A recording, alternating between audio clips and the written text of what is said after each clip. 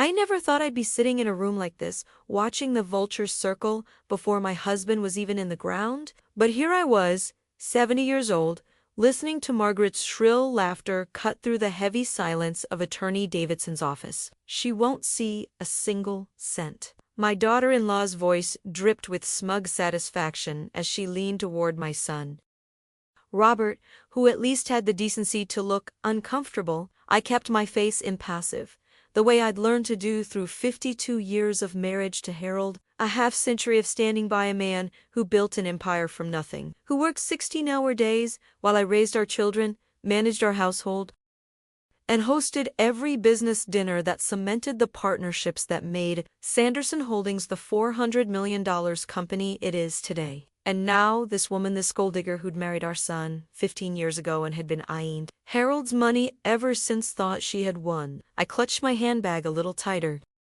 feeling the weight of Harold's final letter against my leg through the thin fabric. He'd given it to me 3 days before the cancer finally took him, with strict instructions not to open it until after the will reading.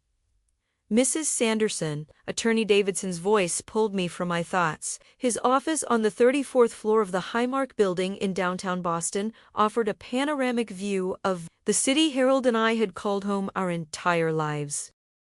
"Are you ready for us to proceed?" I nodded, straightening my back despite the arthritis that had settled in my spine years ago. Across the polished mahogany table sat Robert and Margaret, my youngest son Michael and his wife Susan, and my daughter Elizabeth with her husband Thomas. Elizabeth caught my eye and offered a small, sad smile. At least one of my children hadn't forgotten where they came from. "Very well," Davidson said, adjusting his glasses as he opened the leather portfolio containing my husband's last wishes. "This is the last will and testament of Harold James Sanderson. Being of sound mind, double quotes the formal legal preamble washed over me as my mind drifted to 52 years ago, to a diner in South Boston where I was working to put myself through nursing school. Harold had come in every morning for 3 weeks, ordering the same black coffee and plain toast, leaving increasingly generous tips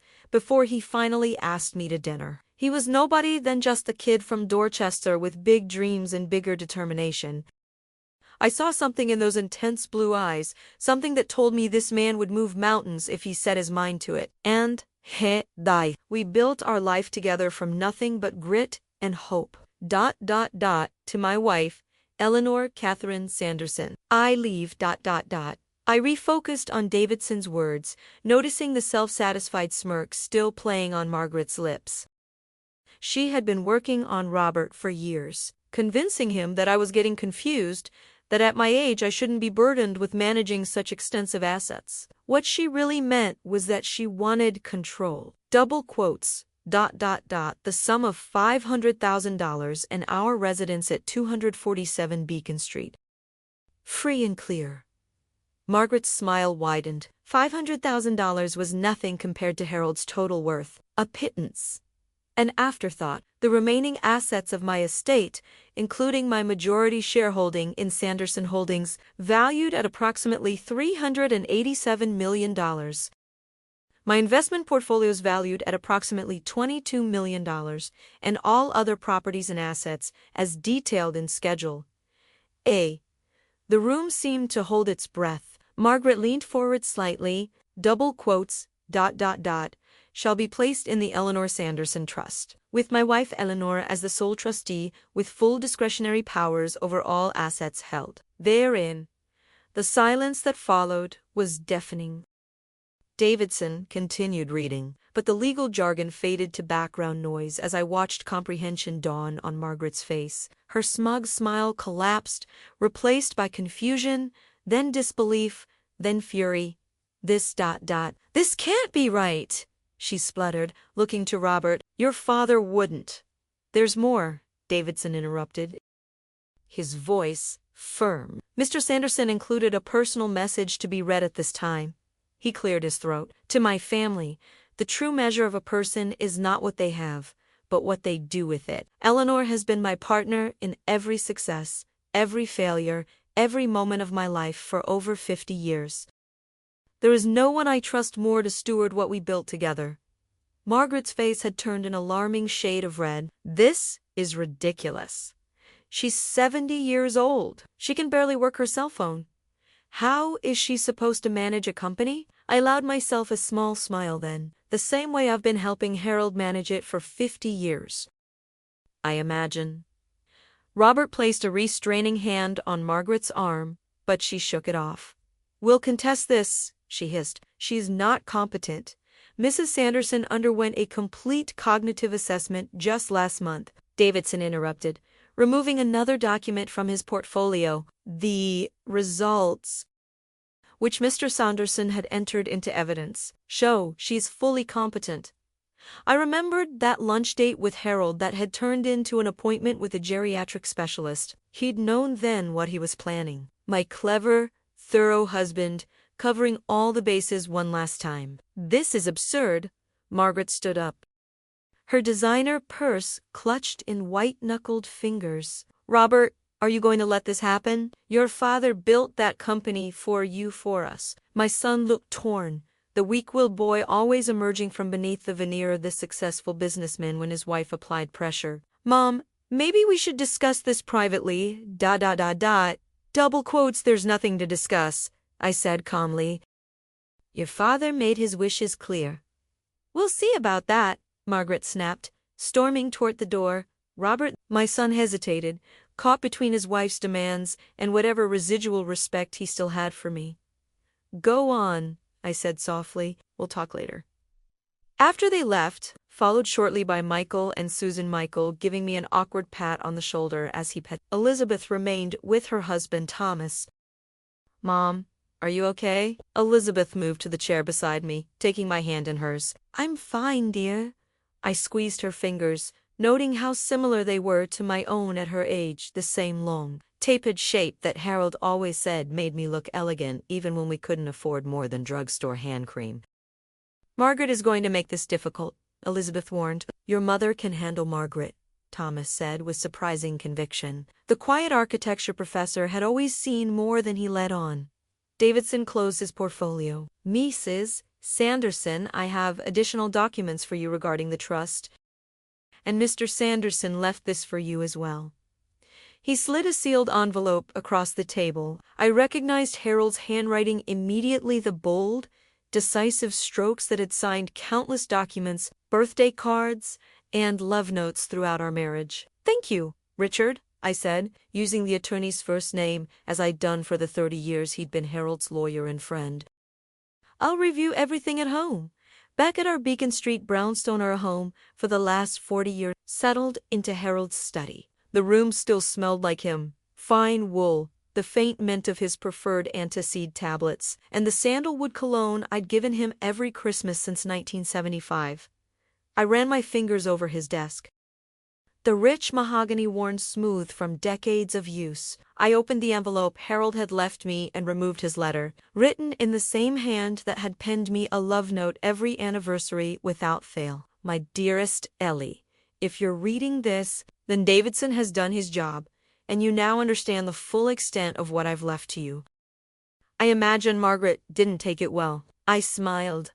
Harold had always seen straight through Margaret's fawning for. I know you never wanted to be in the spotlight of the company, preferring to advise me from the wings. But Ellie, you've always been smarter than me when it comes to people knowing who to trust, who to keep at arm's length. The company needs that wisdom now more than ever. I've watched Robert fall under Margaret's influence for years, becoming more like her and less like the son we raised. I fear what would happen to our employees, our legacy, if she got her hands on the reins through him. But this isn't just about stopping Margaret. It's about recognizing the truth I've always known. None of this would exist without you. Every decision, every risk, every success, you were my partner in all of it. There's something else you should know. 3 months ago, the board received an acquisition offer from Kiersted International. The number was impressive, nearly double the current market valuation. Most of the board was ready to accept. I voted no, and as majority shareholder, my vote was final. Margaret found out, somehow perhaps Through Robert Hand, she's been pushing hard for me to reconsider, talking about shareholder value and market positioning. What she means is a massive payout that would set her up for life. Kierstead would dismantle Sanderson Holdings, sell off the parts, and fire most of our 5,000 employees. The company we built that puts food on all those tables would cease to exist.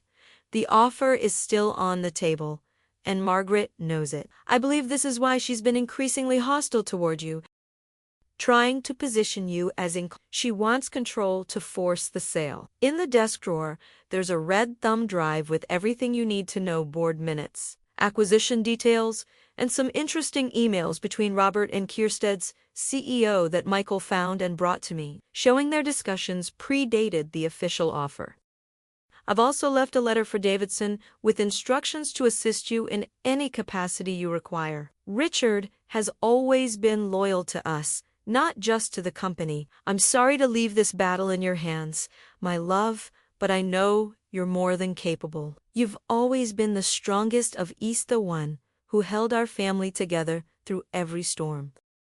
Remember the night in 1982 when we nearly lost everything? The banks were calling in loans, the market had crashed, and I was ready to give up. You took my face in your hands and said, "Harold Sanderson, we didn't come this far to only come this far." The next morning, you pawned your grandmother's pearls to make payroll while I secured the Westfield contract that saved us. You've never backed down from a fight when it mattered, Ellie. And this one matters. Oh, my love, forever and always. Harold, I folded the letter carefully, pressing it to my heart for a moment before setting it aside. Then I opened the desk drawer and found the red thumb drive, exactly where Harold said it would be. My phone rang. Robert's name appeared on the screen. "And so it begins," I thought, taking a deep breath before answering. "Hello, Robert." "Mom."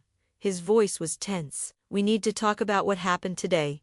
"Yes, we do," I agreed, surprising him with my calm. "Why don't you come over for tea tomorrow?" "Just you not, Margaret." "Mom, Margaret is my wife. She has a right to be part of this conversation. This conversation is between you and me, as your father's son and widow." My voice was steel-wrapped in silk. "If you want to discuss your father's will, you'll come alone. 3 o'clock tomorrow." I hung up before he could argue further, then reached for the secure phone Harold had installed in his study years ago. I dialed a number I knew by heart. "Jack, it's Eleanor Sanderson. I need to see you tomorrow morning." "Yes, it's about Harold's succession plan. 9 o'clock at your office would be perfect. And Jack, bring the file we discussed last year, the contingency plan. It seems we're going to need it." As I hung up, I glanced at the photo on Harold's desk, the two of us on our wedding day in 1972, young and full of dreams we hadn't yet put into words. My husband had prepared for this battle meticulously, arming me with everything I would need. Margaret thought I was just a doddering old woman who should be grateful for the crumbs from Harold's table.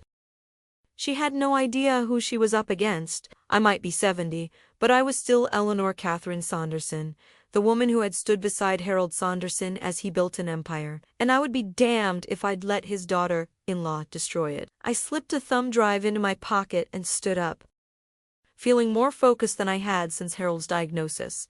Tomorrow would be a busy day, and I needed my rest. This wasn't just about money or power. This was about protecting Harold's legacy, our employees' livelihoods, and teaching my daughter-in-law a long overdue lesson in respect. As I turned off the study light, I whispered into the darkness, "Don't worry, Harold, I won't let you down."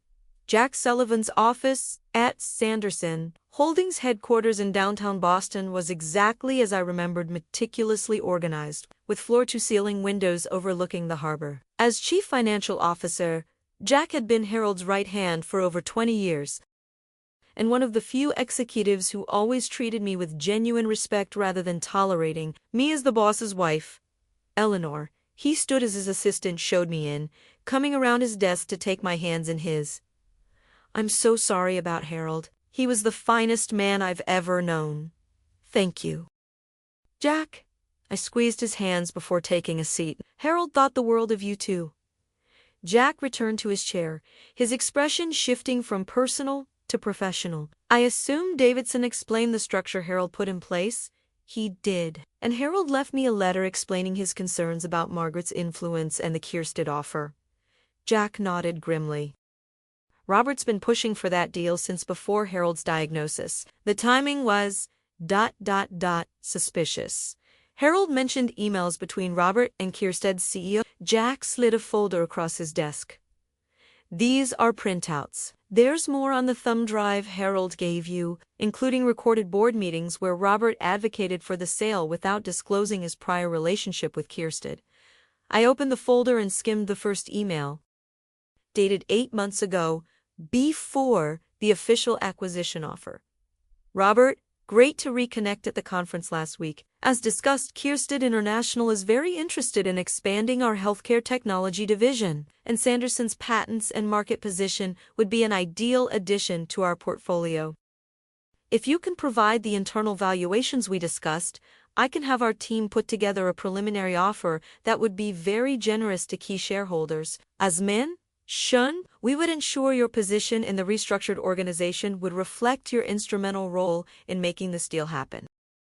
Discretion is obviously paramount at this stage. Best regards, James Kierstead. I felt a chill run through me. My son had been planning this behind his father's back, negotiating his own position while preparing to sell out thousands of employees. There's more, Jack said quietly. Robert's been meeting with board members individually, trying to secure their support for the sale. Once Harold was gone, he has been promising them enhanced severance packages.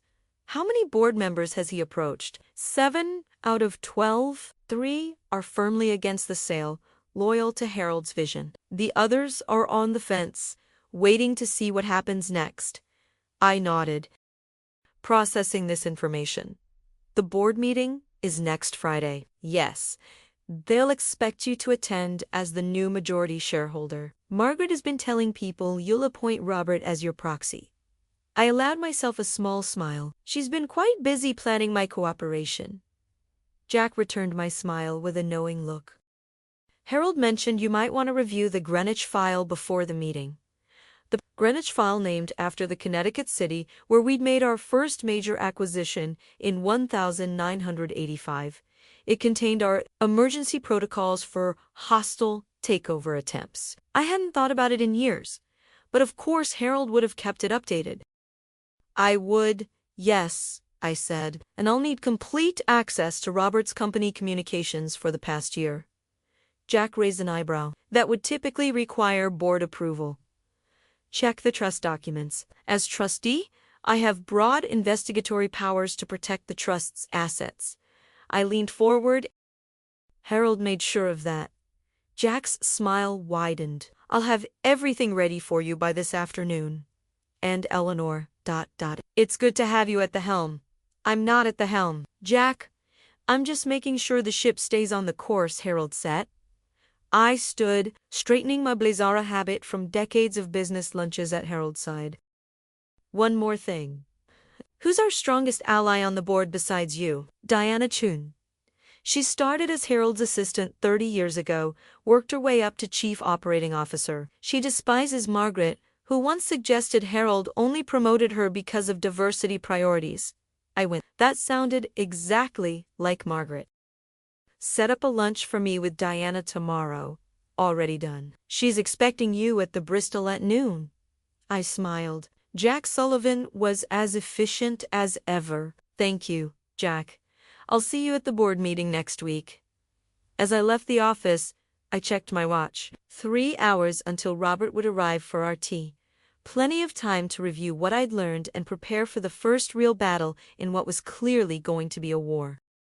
Back at home, I settled into Harold's study again, connecting the thumb drive to his computer. Hours passed as I absorbed everything my husband had compiled: financial reports, board minutes, emails, and the detailed acquisition offer from Kierstead International. The picture that emerged was infuriating. Kierstead's offer of $780 million looked impressive on paper, nearly double the company's current market value of $400 million. But their plan, buried in appendices and obscured with corporate jargon, was to strip Sanderson Holdings for parceling off our healthcare division to a Chinese conglomerate, our technology patents to a European firm, and shuttering our manufacturing facilities in Massachusetts, Ohio, and Pennsylvania. 5,000 employees would lose their jobs. The company Harold had built from nothing would exist only as a tax write-off on Kiersted's balance sheet, and my son Robert would receive a $15 million consulting fee plus a senior vice presidency at Kiersted with a guaranteed 5-year contract at $2.5 million annually. The doorbell rang at precisely 3 o'clock. Robert had always been punctual, even as a child, one of the few traits he'd inherited from his father. Maria, our housekeeper of 30 years, showed him into the study. I remained seated behind Harold's desk, a deliberate choice to establish the new power dynamic between us. "Mom?" Robert nodded stiffly, taking a seat across from me. At 48, he looked so much like Harold had at that age, the same strong jaw and broad shoulders. But where Harold's eyes had always held warmth and integrity, Robert's were calculating, already assessing the room for advantages. "Thank you for coming alone," I said, pouring tea from the service Maria had prepared. "Milk, no sugar." He looked surprised that I remembered. "Yes." I handed him the cup. "How are the children?" Robert and Margaret had 2 teenagers, Emily, 17, and Jason, 15. "They're fine. Emily's looking at colleges. Jason's on the lacrosse team." He shifted uncomfortably. "Mom, about yesterday?" "Yes, let's talk about yesterday." I set my tea down. "Your father made his wishes very clear. I'm now the trustee of his estate, including his majority stake in Sanderson Holdings." "Mom, be reasonable. You've never been involved in running the company." I raised an eyebrow. "Who do you think reviewed every major contract before your father signed it? Who hosted every dinner with every significant client for 50 years? Who suggested hiring Diana Chun when your father was looking for an assistant in 1993? Robert blinked, clearly not expecting this response. "That's different from making strategic business decisions." "Like the decision to sell to Kiersted International?" I asked mildly, watching his face pale slightly. "How did you know about your secret meetings with James Kiersted? The position you negotiated for yourself while planning to dismantle your father's life's work?" My voice remained calm, but I let the steel show through. "Your father knew everything, Robert. Why do you think he structured his will the way he did?" Robert set his teacup down with a clatter. "That deal would generate tremendous shareholder value." Dad was being stubborn and sentimental. He was protecting 5,000 families who depend on Sanderson Holdings for their livelihoods. I leaned forward. "Tell me, does Margaret know she's not getting any money immediately? That it all goes into a trust I control?" His jaw tightened. "She was upset. I imagined that was an understatement." "I'm sure she was. And I'm equally sure she's encouraging you to contest the will." "Mom, be reasonable. You're 70 years old. Do you really want the stress of managing these assets? If you appointed me as your proxy so you could complete the Kiersted deal, the one that would earn you a $15 million consulting fee." I watched his eyes widen in shock that I knew the exact figure. "Your father may be gone, Robert, but his influence and information sources aren't. That's confidential business information, not from me." "Not anymore." I opened the folder Jack had given me and slid the printout of Robert's email exchange with Kiersted across the desk. "Negotiating with the potential acquirer without board knowledge or approval, discussing confidential company valuations with an outside party, arranging personal compensation as part of a corporate transaction without disclosure." Robert's face had gone from pale to ashen. "Where did you get that?" "Your father was very thorough in his record keeping." I closed the folder. "The board meeting is next Friday. I'll be attending as the majority shareholder. And you plan to, what? Embarrass me in front of the board?" An edge of desperation had crept into his voice. "That depends entirely on you." "Robert," I took a sip of my tea, "I'm prepared to keep this information private on one condition. You publicly withdraw your support for the Kiersted acquisition and recommend against it based on the impact to our employees and communities." "Margaret will I don't care what Margaret will do, I interrupted. This is between you and me. Your father built this company to last, not to be carved up for parts the moment he's gone. Robert stood abruptly. You're making a mistake. That company needs modernization, strategic partnerships. What it needs is leadership with integrity. I remained seated, looking up at my son with calm resolve. You have until the board meeting to decide where you stand, with your father's legacy or with Kiersted's millions. After Robert left, I sat quietly in Harold's study, feeling his presence around me. I'd seen the conflict in my son's eyes. He wasn't completely lost to Margaret's influence. Not yet. Whether that remaining shred of the boy we raised would be enough to overcome the allure of Kiersted's millions remained to be seen. My phone rang. It was Elizabeth. Mom? How did it go with Robert? About as expected, I sighed. He's torn between his conscience and his wife. And $15 million, Elizabeth added. I shouldn't have been surprised. She knew Elizabeth had always been the most perceptive of my children, and as Sanderson Holdings' lead counsel, she had access to information Robert might not realize. You knew about the Kiersted deal? I asked. I found out last month. Dad asked me to review the offer confidentially, said he didn't trust the outside firm Robert had recommended. Her voice held a note of disgust. The terms were terrible for everyone except the executive team. When I told Dad that, he just nodded like I'd confirmed what he already suspected. Your father was many things, but naive wasn't one of them. I hesitated. Elizabeth, I could use your help with something. Name it. I need to understand exactly what options Margaret and Robert have to challenge the will or force a sale. I have a meeting with Davidson tomorrow, but I'd like your perspective first. I'll be over in an hour with everything you need to know. Elizabeth's tone was pure determination. She had always been her father's daughter. After hanging up, I poured myself a small glass of Harold's favorite scotch and raised it to the photograph on his desk. Round 1 complete, my love, I murmured. Now we prepare for round 2. The Bristol restaurant occupied the top floor of the Four Seasons Hotel, offering panoramic views of Boston Common and the public garden. I'd been coming here with Harold for special occasions since it opened in the 1980s.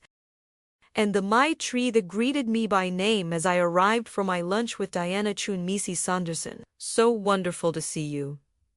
Mr. Chun called to say he's running a few minutes late.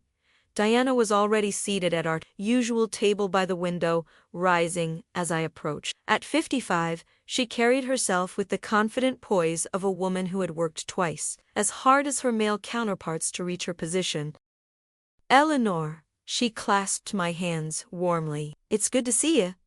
You too, Diana. I took my seat, noting that she'd already ordered a bottle of Harold's preferred Chardonnay. Thank you for meeting me on such short notice. Of course.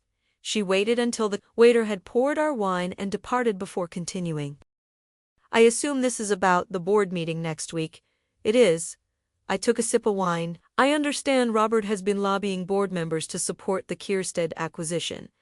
Diana's expression hardened slightly. He has rather aggressively since Harold's passing. James Kiersted himself called me yesterday, suggesting the offer might be time-sensitive, meaning they want to push it through before I can mount any resistance. I deduced.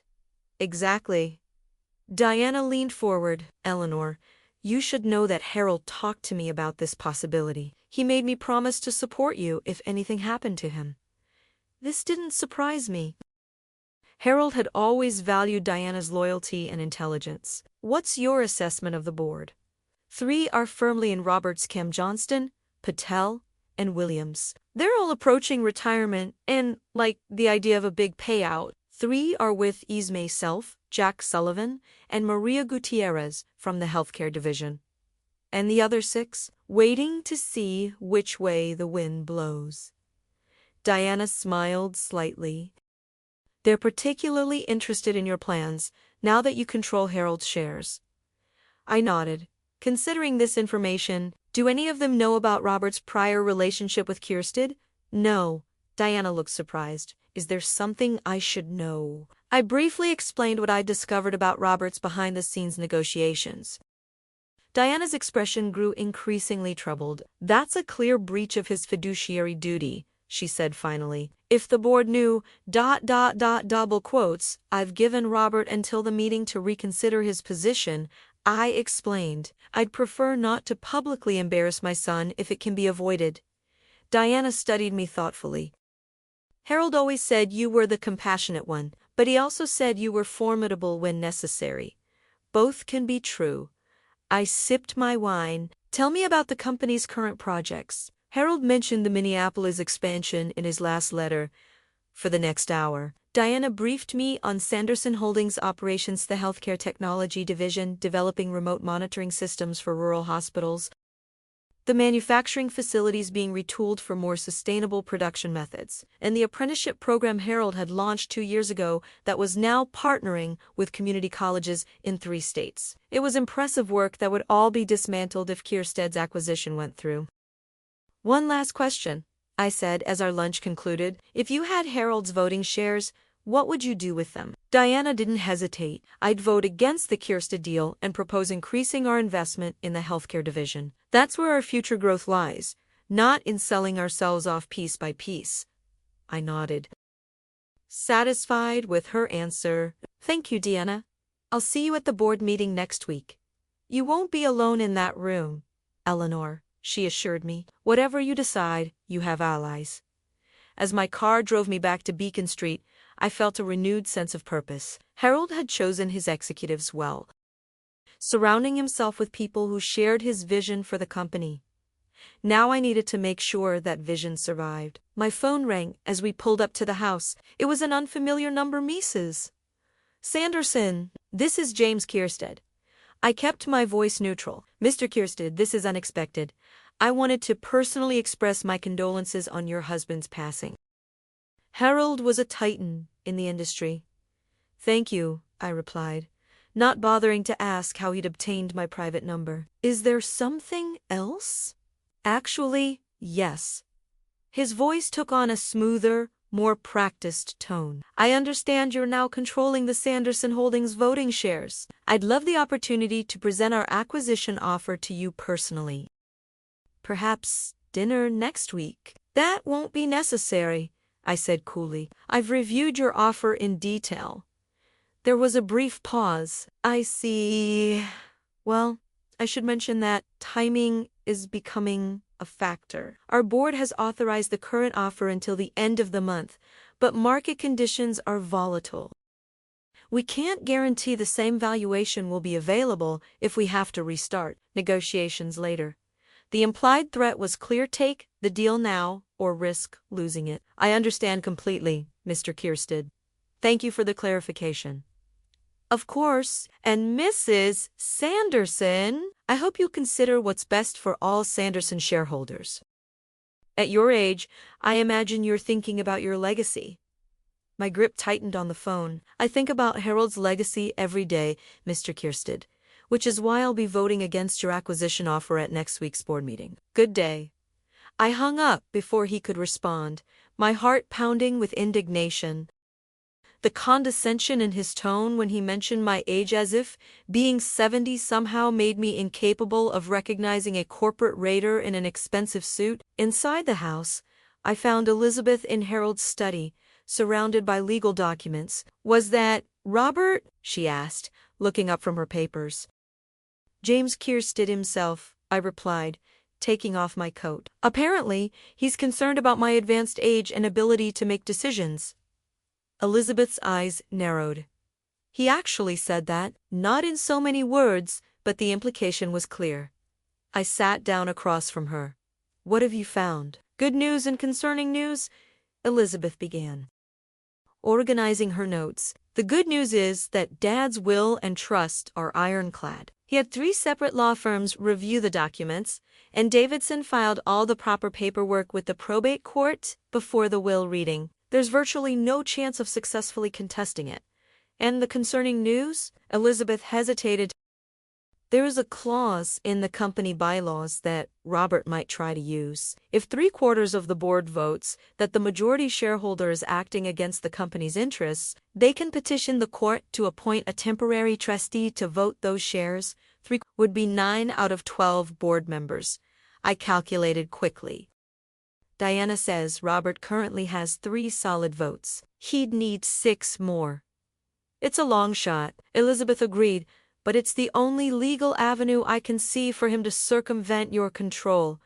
Then we need to make sure he doesn't get those votes. I reached for the phone. It's time I spoke with the board members myself.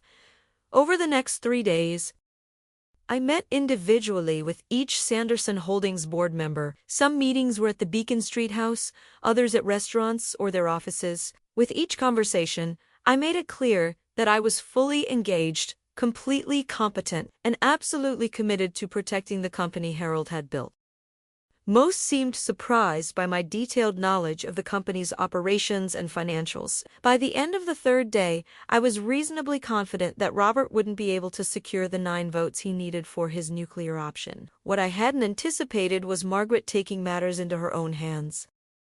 The call came from Maria, our housekeeper, while I was reviewing documents with Jack Sullivan at the company headquarters. See, ora, Eleanor Maria's voice was uncharacteristically agitated. That woman is here with 2 men. They say they are doctors. They want to evaluate you. Margaret is at the house, I asked, signaling to Jack that something was wrong. See, with these doctors, they say the court sent them to see if you are ... She struggled for the English word ... compete NTE. Did they show you any court documents, Maria? Papers with official stamps. See, they say if you are not here, it proves you are hiding. I felt a surge of anger. Put Margaret on the phone. There was a brief pause, then Margaret's voice came through, artificially sweet. Eleanor, where are you? The court-appointed physicians are here for your competency evaluation. Judge Harrison's orders. There is no evaluation scheduled, and you know it. I kept my voice level despite my fury. If there were legitimate court-ordered doctors coming, my attorney would have been notified. Oh, the papers just came through this morning, she lied smoothly. It's all very standard when someone your age suddenly comes into control of such significant assets. The court just wants to make sure you're not being taken advantage of. What she meant was that she wanted a declaration of income so Robert could take control. I'll be home in 30 minutes with my attorney, I said. If you and your so-called doctors are still there, I'll have you arrested for attempted fraud.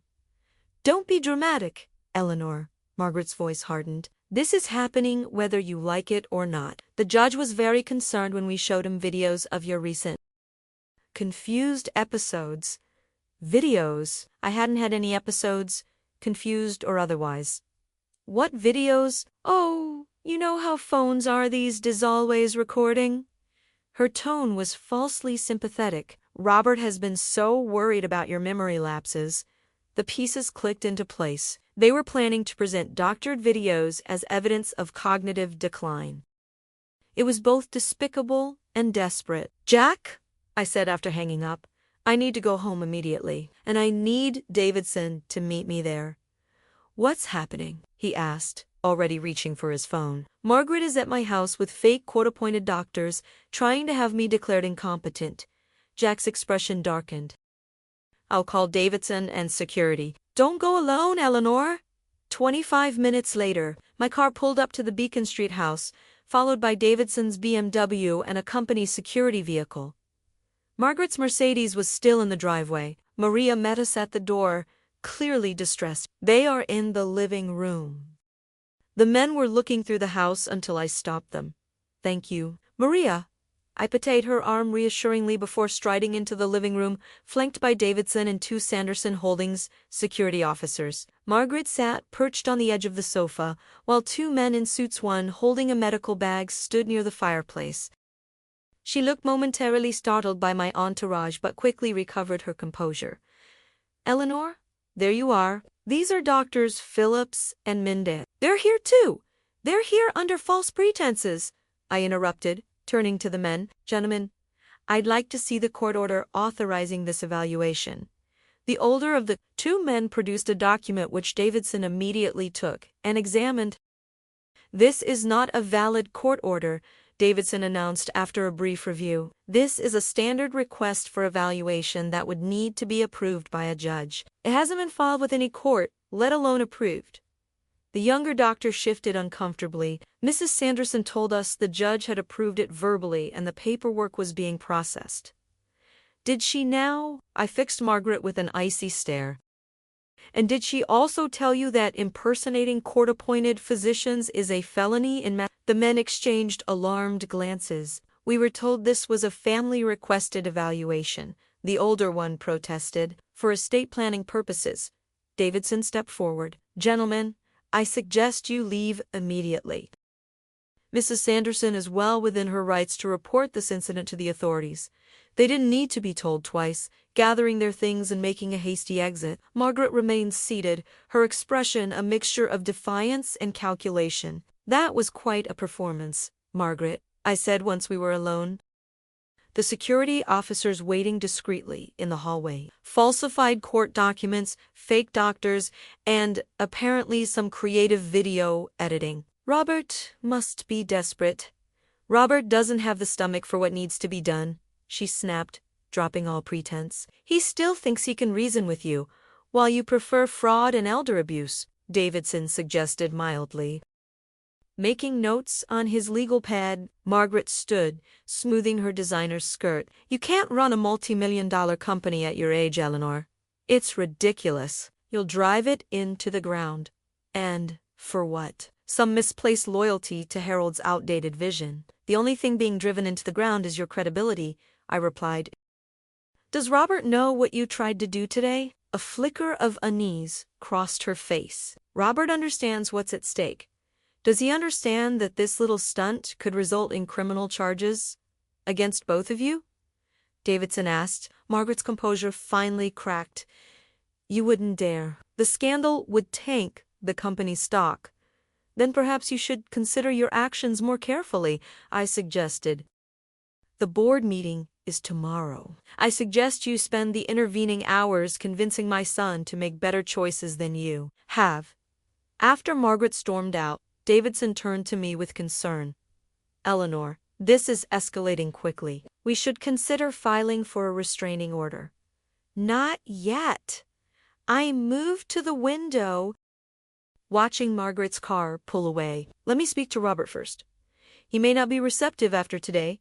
On the contrary, I said, I think he'll be very motivated to take my call when he learns what his wife just did. I was right. Robert agreed to meet me that evening at the public garden, a neutral location where we'd often walked when he was a child. I found him by the duck statues, looking tired and drawn. Mom, he nodded as I approached, his expression guarded. Thank you for coming, Robert. I sat on the bench beside him. I assume you've spoken with Margaret. He sighed heavily. She shouldn't have done that. It was ... inappropriate. It was criminal, I corrected. And it demonstrates how far she's willing to go to get control of the company. Robert ran a hand through his hair, a gesture so like his father's that it made my heart ache. She's just trying to protect our future. The Kierstead deal would set us up for life. At the expense of 5,000 other families, I reminded him. Is that the legacy you want? To be the Sanderson who dismantled everything your father built? It's business, Mom. Companies get acquired all the time. This isn't just any company. This is your father's life's work. These are people who have dedicated their careers to Sanderson Holdings, people like Diana Chun, who started as your father's assistant and worked her way up to coup. People like Jack Sullivan, who turned down higher-paying jobs repeatedly because he believed in what we were building. Robert was silent, staring at the ground. Your father knew about your meetings with Kierstead, I continued softly. He knew about the $15 million consulting fee. His head jerked up. How Harold had eyes and ears everywhere. It broke his heart. Robert, not just the betrayal, but the knowledge that his son could be bought. That's not fair, he protested, but the words lacked conviction. Tomorrow at the board meeting. I'll be voting against the Kierstead acquisition, I said. You have a choice to make. You can stand with your father's vision, or you can stand with But if you choose the latter, you should know that I have evidence of your undisclosed negotiation. I'm prepared to share with the entire board if necessary. You'd humiliate your own son. There was genuine hurt in his voice. I'd rather not, I admitted. I'd much prefer to see my son do the right thing of his own accord. And if the board overrides you, 3/4 can petition the court. They won't get 3/4. I interrupted confidently. I've spoken with each board member personally. At most, you have 5 votes, including your own. That's 3 short of what you need. Robert looked stunned. You've been lobbying the board? I've been reminding them of your father's vision for the company and showing them exactly what the Kierstead deal would mean for our employees and communities. I stood, my knees protesting slightly after sitting on the hard bench. The choice is yours, Robert, but remember your father built Sanderson Holdings to last generations, not to be sold off for parts the moment he was gone. I left him there by the duck statues, hoping I'd reached whatever part of him still remembered the values Harold and I had tried to instill, but hope wasn't a strategy. So I spent the evening preparing for all possibilities. The Sanderson Holdings boardroom occupied the entire top floor of our downtown headquarters, with views of Boston Harbor on one side and the city skyline on the other. Harold had designed it himself, insisting on a round table rather than the traditional rectangle to emphasize that every voice carried equal weight in discussions. As I entered, escorted by Jack Sullivan, the conversations around the table hushed. All 12 board members were already present, including Robert, who sat stiffly between Johnston and Williams, 2 of his allies. Margaret was noticeably absent, which I took as a positive sign. Good morning, I greeted them collectively, taking Harold's usual seat at the north position of the table. No one had presumed to sit there in his absence, I noted with approval. Mrs. Sanderson, Raj Patel, one of the longest-serving board members, nodded respectfully. On behalf of the board, allow me to express our condolences on Harold's passing. Thank you. Rajay, I placed my portfolio on the table before me. Harold valued each of you greatly and considered this board a key part of his extended family. Several members nodded in agreement. Robert shifted uncomfortably in his seat. Before we begin the formal agenda, I continued, I'd like to address the item I know is on everyone's mind. The Kierstead International acquisition offer. The tension in the room was palpable. Robert leaned forward slightly. As trustee of the Eleanor Sanderson Trust, which now holds the majority of Sanderson Holdings' voting shares, I want to make my position clear. I will be voting against the Kierstead acquisition. Johnston, a silver-haired man in his 60s who had been on the board since the 1990s, cleared his throat. With all due respect, Mrs. Sanderson, have you fully considered the shareholder value this deal would create? The offer represents a nearly 100% premium over our current market capitalization. Have reviewed the offer in detail. Charles, I assured him, and while the top-line number is certainly impressive, I've also analyzed the impact this acquisition would have on our employees, our communities, and the innovative work we're doing in healthcare technology. I opened my portfolio and distributed a document to each board member. This analysis, prepared by an independent consulting firm, shows that Kierstead's restructuring plan would result in the closure of all 3 of our manufacturing facilities, the offshoring of our research and development operations, and the termination of approximately 78% of our workforce. The board members began reviewing the document with varying expressions of surprise and concern. Robert looked pale. Furthermore, I continued our healthcare division's work on remote monitoring systems for rural hospitals, work that is quite literally saving lives in underserved communities would be discontinued as insufficiently profitable. According to Kierstead's internal projections, Madhya Gupta, the head of our healthcare division, looked up sharply. This can't be right. They assured me the rural healthcare initiative would continue. I'm afraid those assurances were not reflected in their actual integration plans. I said gently. Page 4 details their proposed reallocation of the division's resources. As the board members continued reviewing the document, I glanced at Robert, whose expression had grown increasingly troubled. He knew the analysis was accurate. He had seen the same integration plans in his private meetings with Q. There's another matter the board should be aware of, I said after giving them a few moments to absorb the information. It has come to my attention that there were undisclosed communications between International and certain Sanderson executives prior to the formal acquisition offer.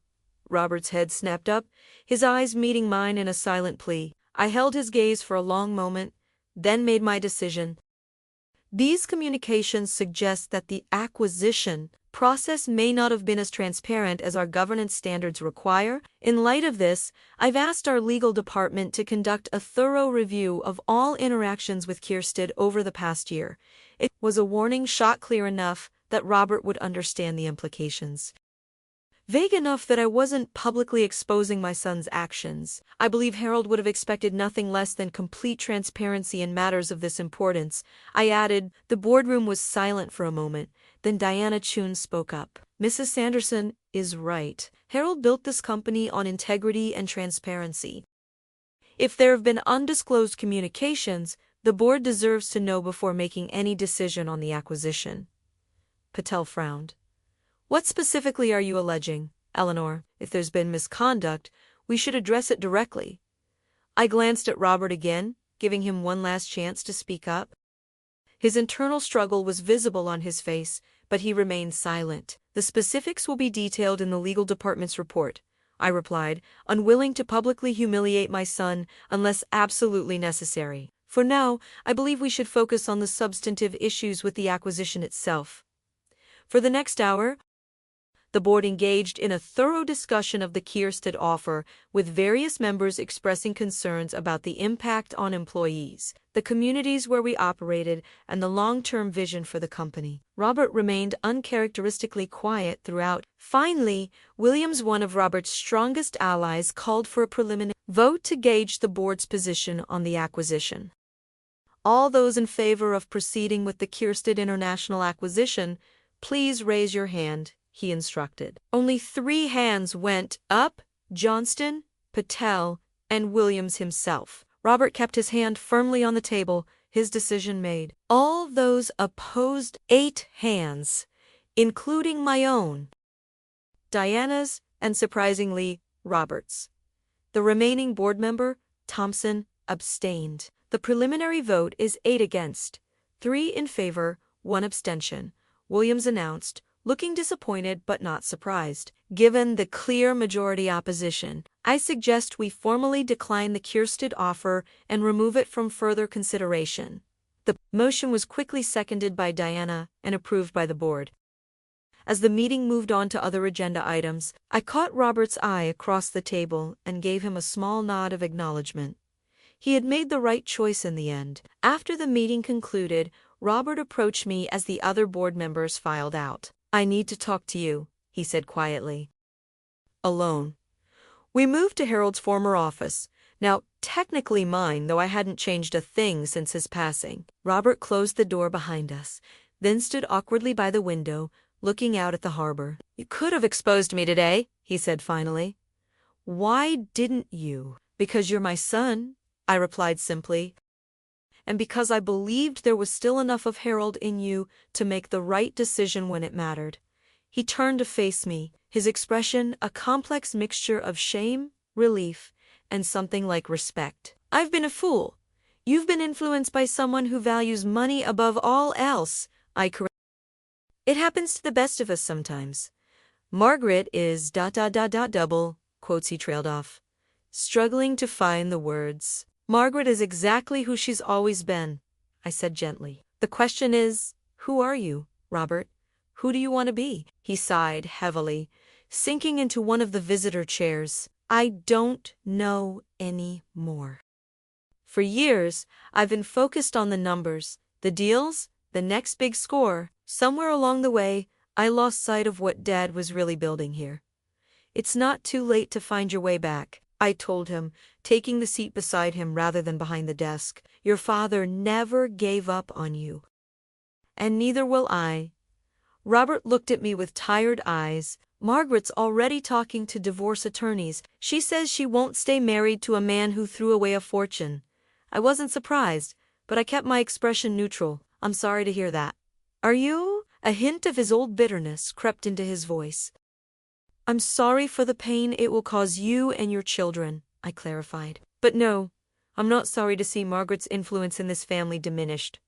Robert actually laughed at that, a short, startled sound. You never did mince words, Mom. At 70, I've earned the right to be direct. I reached over and took his hand. Whatever happens with Margaret, you still have a family. You still have a place here. Your father built this company for all of us, not just as a business, but as a legacy of the values he believed in. I'm not sure I deserve that place anymore, he admitted. That's for you to decide, I said, standing up. But the door is open whenever you're ready to walk through it. As Robert left, I moved to Harold's my desk and sat in the leather chair that still held the impression of his form. I opened the center drawer and found the small framed photograph he'd kept there for decades, to two of us on the day we signed the papers for our first factory. Standing in front of the dilapidated building with paint samples in hand, planning how we would transform it. We did it, Harold, I whispered to the photograph. Your company is safe, and maybe, just maybe, our son is finding his way back to us. The intercom buzzed, Jack Sullivan requesting a moment of my time.